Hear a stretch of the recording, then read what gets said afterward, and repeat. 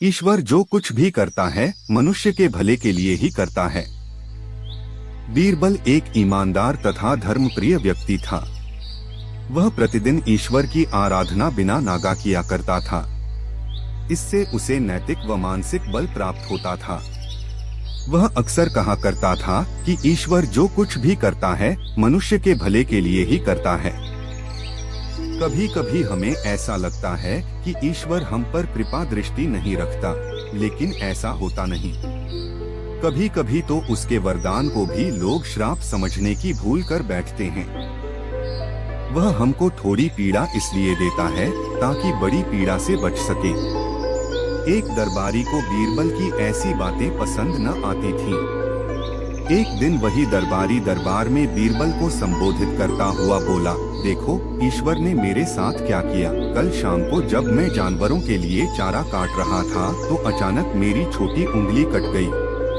क्या अब भी तुम यही कहोगे कि ईश्वर ने मेरे लिए यह अच्छा किया है?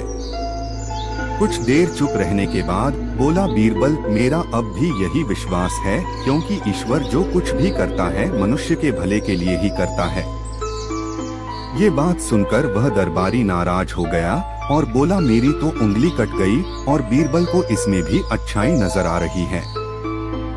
मेरी पीड़ा तो जैसे कुछ भी नहीं। कुछ अन्य दरबारियों ने भी उसके सुर में सुर मिलाया।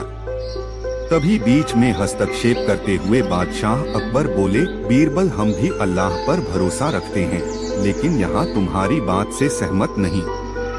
इस दरबारी के मामले में ऐसी कोई बात नहीं दिखाई देती जिसके लिए उसकी तारीफ की जाए। बीरबल मुस्कुराता हुआ बोला, ठीक है जहां पनाह, समय ही बताएगा। अब 3 महीने बीत चुके थे।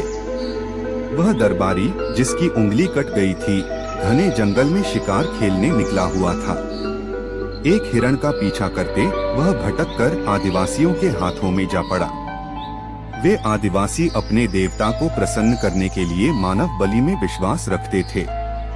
आठ वे उस दरबारी को पकड़कर मंदिर में ले गए बलि चढ़ाने के लिए। लेकिन जब पुजारी ने उसके शरीर का निरीक्षण किया तो हाथ की एक उंगली कंपाई।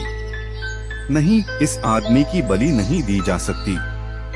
मंदिर का पुजारी बोला, यदि 9 उंगलियों वाले इस आदमी को बलि चढ़ा दिया गया तो हमारे देवता बजाय प्रसन्न होने के क्रोधित हो जाएंगे।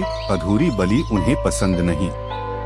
हमें महामारियों, बाढ़ या सूखे का प्रकोप झेलना पड़ सकता है, इसलिए इसे छोड़ देना ही ठीक होगा। और उस दरबारी को मुक्त कर दिया गया। अगले दिन वह दरबारी दरबार में बीरबल के पास आकर रोने लगा। तभी बादशाह भी दरबार में आ पहुँचे और उस दरबारी को बीरबल के सामने रोता देखकर हैरान रह गए। तुम्हें क्या हुआ, रो क्यों रहे हो?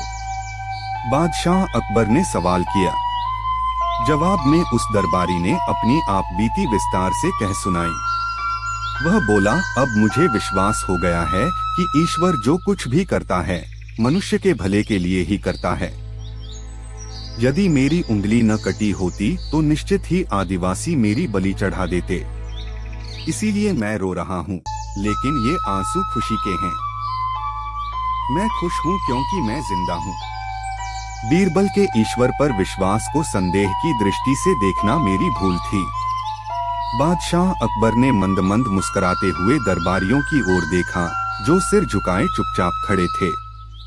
बादशाह अकबर को गर्व महसूस हो रहा था कि बीरबल जैसा बुद्धिमान उसके दरबारियों में से एक है।